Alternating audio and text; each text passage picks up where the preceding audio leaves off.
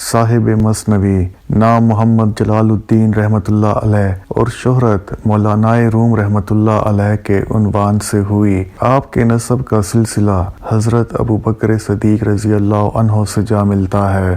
آپ کے والد اور دادا جان کا نام بھی محمد تھا۔ آپ کے والد کا لقب بہاؤالدین اور وطن بلخ تھا۔ آپ کے والد محترم صاحب علم اور پورے خراسان میں مرجع خلائق تھے۔ بعض وجوہات کی بنا پر آپ کے والد محترم 610 ہجری میں ترک وطن کر کے نیشاپور چلے گئے۔ وہاں خواجہ فرید الدین عطار رحمۃ اللہ علیہ سے ملاقات ہوئی۔ مولانا روم رحمۃ اللہ علیہ اس وقت تقریباً 6 برس کے تھے۔ آپ پر بچپن ہی سے سعادت مندی کے آثار نمایاں تھے۔ خواجہ صاحب رحمۃ اللہ علیہ نے مولانا روم کو دیکھ کر آپ کے والد محترم سے فرمایا، ان صاحبزادے کے جوہر قابل سے غفلت نہ برتیے گا۔ پھر خواجہ صاحب رحمۃ اللہ علیہ نے اپنی مثنوی اسرار نامہ مولانا کو پڑھنے کے لیے عنایت کی۔ مولانا روم کی ولادت 604 ہجری بمقام بلخ میں ہوئی۔ تعلیم کے ابتدائی مراحل والد محترم سے ہی حاصل کیے۔ پھر محقق دین و ملت سید برہان الدین رحمۃ اللہ علیہ کو مولانا کا عطالق بنا دیا گیا۔ مولانا نے اکثر علوم و فنون انہی سے حاصل کیے۔ والد محترم کے انتقال کے بعد 629 ہجری میں مولانا روم حلب اور دمشق روانہ ہو گئے، جو اس زمانے میں ہر قسم کے علوم و فنون کے مراکز تھے۔ مولانا وہاں کئی برس تک علم حاصل کرتے رہے، یہاں تک کہ قرآن و حدیث، تفسیر، منطق، فلسفہ اور دوسرے تمام علوم میں درجہ کمال تک پہنچ گئے۔ تکمیل علوم کے بعد مولانا وطن واپس تشریف لائے، اپنے استاد المکرم سید برہان الدین کی خدمت میں حاضر ہوئے۔ انہوں نے مولانا کو سینے سے لگایا اور پھر 9 برس تک ان کو طریقت اور سلوک کی تعلیم دیتے رہے۔ والد محترم کے انتقال کے بعد مولانا نے اپنا روحانی تعلق سید برہان الدین سے کر لیا۔ اس دور میں مولانا پر ظاہری علوم کا غلبہ تھا۔ آپ اپنے دور کے اکابر علماء میں سے تھے، فقہ اور مذاہب کے بہت بڑے عالم تھے۔ دیگر علوم میں بھی مولانا کو پوری دسترس حاصل تھی۔ سماع سے پرہیز کرتے تھے، درس و تدریس اور فتویٰ نویسی میں مشغول رہتے تھے، جبکہ مولانا کو تو درس عشق و معرفت کے لیے پیدا کیا گیا تھا۔ ان کے قلب میں آتش عشق ودیعت فرمائی گئی تھی۔ عاشقوں کا درس تو ذکر محبوب ہوتا ہے۔ عاشقوں کا درس محبوب حقیقی کی یاد میں گریہ وزاری اور وجد و رقص ہے، نہ کہ کتب معقولات کا پڑھانا۔ فقہ شریعت مقدسہ کے لیے جس طرح حضرت امام اعظم ابو حنیفہ اور حضرت امام شافعی پیدا کیے گئے ہیں، اس طرح فقہ طریق عشق کے لیے اللہ تعالیٰ نے مولانا روم کو پیدا فرمایا۔ مولانا روم جس درس کے لیے پیدا کیے گئے تھے، ان کا غیب سے سامان شروع ہو گیا۔ حضرت شمس تبریز رحمۃ اللہ علیہ کے سینے میں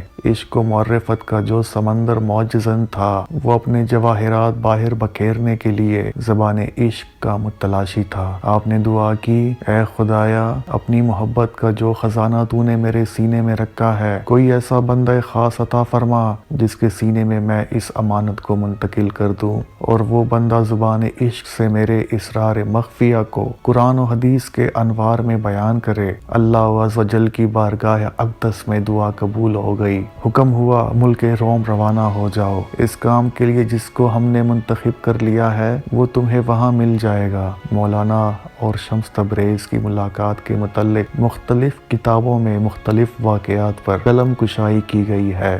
جواہر مزیہ کے مطابق تو واقعہ کی صورت یہ ہے کہ مولانا ایک روز اپنے شاگردوں کے حلقہ میں رونق افروز تھے اور آپ کے چاروں طرف کتابیں پڑی ہوئی تھیں۔ اچانک شمس تبریز رحمۃ اللہ علیہ قلندرانہ انداز سے وہاں آ پہنچے۔ آپ کے قریب بیٹھتے ہی مولانا سے دریافت کیا، یہ کیا ہے؟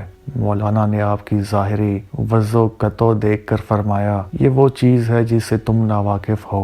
مولانا کا یہ فرمانا تھا کہ اچانک کتابوں میں آگ لگ گئی۔ مولانا نے شمس تبریز سے کہا، یہ کیا ہے؟ تو انہوں نے جواب دیا کہ یہ وہ چیز ہے جسے تم واقف نہیں ہو، اور یہ کہہ کر مجلس سے روانہ ہو گئے۔ اس واقعے سے مولانا کی حالت یکسر تبدیل ہو گئی۔ گھر بار اور شان و شوکت کو خیر بات کہا اور شمس تبریز کو تلاش کرتے کرتے صحراؤں کی خاک چھان ماری، ملک کا گوشہ گوشہ اور چپا چپا دیکھ مارا مگر ان کا کہیں پتہ نہ چلا۔ دوسری جگہ واقعہ کچھ یوں لکھا ہے کہ شمس تبریز کو ان کے پیر بابا کمال الدین نے یہ کہہ کر ملک روم بھیجا تھا کہ وہاں ایک سوختہ دل ہے، اس کو گرما آؤ۔ شمس تبریز کونیا پہنچے، شکر فروشوں کے سرائے میں ٹھہرے۔ ایک دن مولانا روم انتہائی تزک و احتشام سے ایک راستہ سے گزر رہے تھے۔ شمس تبریز نے مولانا سے سر راہ دریافت کیا کہ مجاہدہ اور ریاضت کا کیا مقصد ہے؟ مولانا نے فرمایا اتباع شریعت۔ شمس تبریز نے کہا یہ تو سبھی جانتے ہیں، لیکن اصل مقصد علم و مجاہدے کا یہ ہے کہ وہ انسان کو منزل تک پہنچا دے۔ جو علم تجھے تجھ سے نہ لے لے، اس علم سے جہل بہتر ہے۔ ان جملوں سے مولانا اس قدر متاثر ہوئے کہ فوراً شمس تبریز کے ہاتھ پر بیعت کر لی۔ ایک روایت یہ بھی ہے کہ مولانا روم کسی حوض کے کنارے کتب بینی میں مصروف تھے، وہاں شمس تبریز آ گئے اور مولانا سے دریافت کیا کہ یہ کیا کتابیں ہیں؟ مولانا نے فرمایا کہ تمہیں ان کتابوں سے کیا غرض؟ اس پر شمس تبریز نے وہ کتابیں حوض میں پھینک دیں۔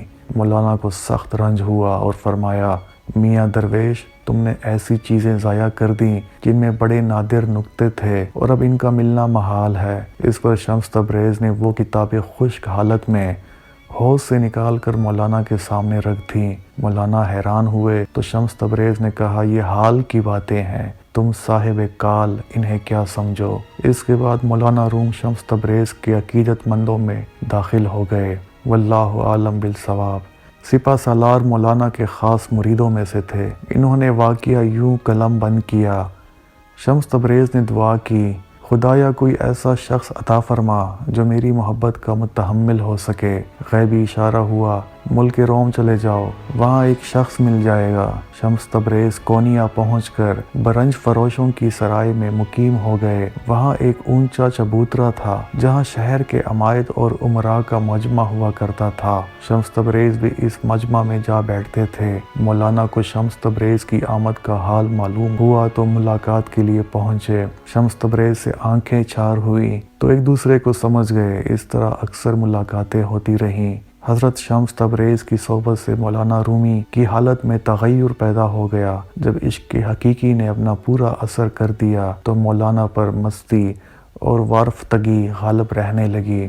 درس و تدریس، وعظ و نصیحت سب اشغال چھوٹ گئے۔ حضرت شمس تبریز کی صحبت سے ایک لمحہ بھی جدا ہونا گوارا نہیں کرتے تھے۔ سپہ سالار کے بیان کے مطابق مولانا روم اور شمس تبریز دونوں نے صلاح الدین زرکوب کے حجرے میں 40 روز تک چلہ کشی کی اور اس عرصے میں کھانا پینا سب کچھ ترک کر دیا۔ اس کے بعد مولانا کے احوال بالکل بدل گئے۔ پہلے سماع سے پرہیز کرتے تھے، اب اس کے بغیر ان کو چین نہ آتا تھا۔ مسند تدریس اور فتویٰ نویسی بالکل ترک کر دی۔ اے محبوب حقیقی، آپ کی محبت میں مجھ کو نعرہ مستانہ بہت اچھا لگتا ہے۔ قیامت تک اے محبوب میں اسی دیوانگی اور وارفتگی کو محبوب رکھنا چاہتا ہوں۔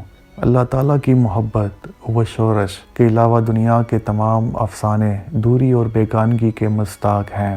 جب مولانا رومی پر عشق الہی کا یہ اثر ظاہر ہوا تو شہر میں یہ فتنہ اٹھا کہ شمس تبریز نے مولانا پر کچھ کر دیا ہے۔ شمس تبریز کے خلاف جب یہ شورش بپا ہوئی تو تبریز چپکے سے کونیا چھوڑ کر دمشق کو چل دیے۔ مولانا شمس تبریز کی جدائی سے بے چین ہو گئے اور مولانا نے اس جدائی میں نہایت رقت انگیز اشعار کہنے شروع کر دیے۔ اس پر مولانا کے مریدوں کو ندامت ہوئی اور طے کیا گیا کہ شمس تبریز کو واپس لایا جائے۔ اس کے بعد شمس تبریز تقریباً 2 سال تک کونیا میں رہے لیکن پھر غائب ہو گئے۔ پیر کی اس مفارقت سے مولانا روم انتہائی بے چین ہو گئے اور زندگی تلخ ہو گئی۔ ان کی جدائی نے مولانا پر ایک سکر کی سی کیفیت طاری کر دی۔ اس حالت میں مولانا بازار سے گزر رہے تھے کہ زرکوب چاندی کے ورق کوٹ رہا تھا۔ مولانا پر ان کے ہتھوڑے کی آواز نے سماع کا اثر پیدا کر دیا۔ آپ پر وجد طاری ہو گیا اور بے خود ہو کر رقص کرنے لگے۔ آپ کی یہ کیفیت دیکھ کر زرکوب نے کام کرنا چھوڑ دیا۔ پھر شیخ زرکوب دکان سے باہر نکل آئے۔ مولانا روم ان سے بغلگیر ہو گئے، عالم بے خودی میں شعر پڑھنے لگے۔ اس شعر کا اثر صلاح الدین زرکوب پر اس قدر ہوا کہ آپ نے ساری دکان لٹا دی اور مولانا کی ہم رکابی اختیار کر لی۔ اپنے آپ کو ہمہ تن مولانا کی خدمت کے لیے وقف کر دیا۔ دونوں کو ایک دوسرے کی محبت میں بڑا سکون اور کیف میسر آیا۔ 9 سال تک آپ دونوں کی صحبت کرم رہی۔ 664 ہجری میں حضرت زرکوب دنیائے فانی سے عالم بقا کو چلے گئے۔ مولانا روم پھر غم و اضطراب میں مبتلا ہو گئے۔ مولانا روم کو پھر ایک ایسے محرم راز اور رفیق خاص کی ضرورت محسوس ہوئی۔ ایسا محرم راز ان کو شیخ حسام الدین کی صورت میں مل گیا۔ انہوں نے 10 برس تک اس تندہی اور حسن عقیدت کے ساتھ مولانا کی خدمت کی کہ دونوں یکجان و غالب ہو گئے۔ یہ شیخ حسام الدین کی تحریک اور ترغیب تھی کہ جس نے مولانا کو اپنی شہرۂ آفاق مثنوی کے لکھنے پر آمادہ کیا۔ مثنوی شریف میں مولانا نے جا بجا حسام الدین کا ذکر بڑے حسین انداز میں کیا ہے۔ مثنوی شریف سینے میں عشق خداوندی کی آگ لگا دیتی ہے۔ آخری وقت 672 ہجری میں کونیا میں بہت شدت کا زلزلہ آیا۔ تقریباً 40 روز تک اس کے جھٹکے محسوس ہوتے رہے۔ اہل شہر نے مولانا سے اس پریشانی کا ذکر کیا تو مولانا نے فرمایا زمین بھوکی ہے، کوئی تر لقمہ چاہتی ہے اور انشاءاللہ کامیاب ہوگی۔ چند روز بعد مولانا کا مزاج ناساز ہوا۔ ہر چند اتباع نے معالجہ کی تدابیریں کی لیکن کوئی سود مند ثابت نہ ہوئی۔ مرض بڑھتا گیا، جو دوا کی والا معاملہ ہو گیا۔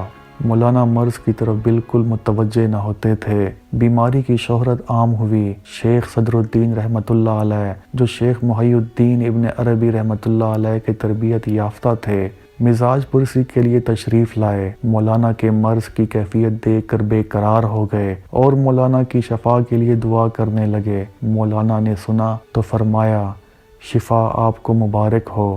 محب اور محبوب میں صرف ایک پیرہن کا پردہ رہ گیا ہے، کیا آپ نہیں چاہتے کہ وہ اٹھ جائے اور نور میں مل جائے؟ اس پر شیخ رحمۃ اللہ علیہ روتے ہوئے اٹھ کر چلے گئے اور سمجھ گئے کہ اب مولانا کا دم واپسی ہے۔ چنانچہ یکشنبہ کے دن 5 جمادی الثانی 672 ہجری کو مغرب کے وقت مولانا ہر مذہب و ملت کے لاکھوں انسانوں کو روتا ہوا چھوڑ کر عالم آخرت کی طرف روانہ ہو گئے اور کونیا کی سرزمین میں ہمیشہ کے لیے روپوش ہو گئے۔ انا للہ و انا الیہ راجعون۔ مولانا روم اپنی زندگی میں بکثرت مجاہدہ اور ریاضت کرتے تھے۔ 10 اور 20 دن روزہ رکھتے۔ نماز کا وقت آتا تو فوراً قبلہ رخ ہو جاتے۔ نماز میں اس درجے استغراق ہوتا تھا کہ بقول سپہ سالار اکثر عشاء کے بعد 2 رکعت نفل کی نیت باندھتے تھے اور انہی 2 رکعتوں میں صبح کر دیتے تھے۔ ایک روز نماز میں اس قدر روئے کہ تمام چہرہ اور داڑھی آنسوؤں سے تر ہو گئی۔ سردی کی شدت کی وجہ سے آنسو جم کر یخ ہو گئے۔ بعض اوقات مولانا پر سکر کی کیفیت طاری ہوتی تھی تو اس حالت میں شریعت کے ظاہری احکام کا ہوش نہ رہتا تھا۔ بیٹھے بیٹھے یک بارگی اٹھ کھڑے ہوتے اور رقص کرنے لگتے۔ کبھی خاموشی سے کسی ویرانے کی طرف نکل کھڑے ہوتے۔ سماع کی مجلس میں کئی دن مدہوشی کی حالت میں گزر جاتے۔ مولانا کا صحیفہ اخلاق ایسے پاکیزہ اور دل آویز پھولوں سے میزن تھا کہ جن کی خوشبو سے روح تازہ ہو جاتی تھی۔ ان کا زہد و قناعت، انکساری، تواضع، شب بیداری، توکل علی اللہ، حلم و تحمل، جود و سخا، حق گوئی، عقل حلال، ایثار، شیریں کلامی، مخلوق خدا سے محبت اور دوسرے اوصاف حمیدہ مثالی حیثیت رکھتے تھے۔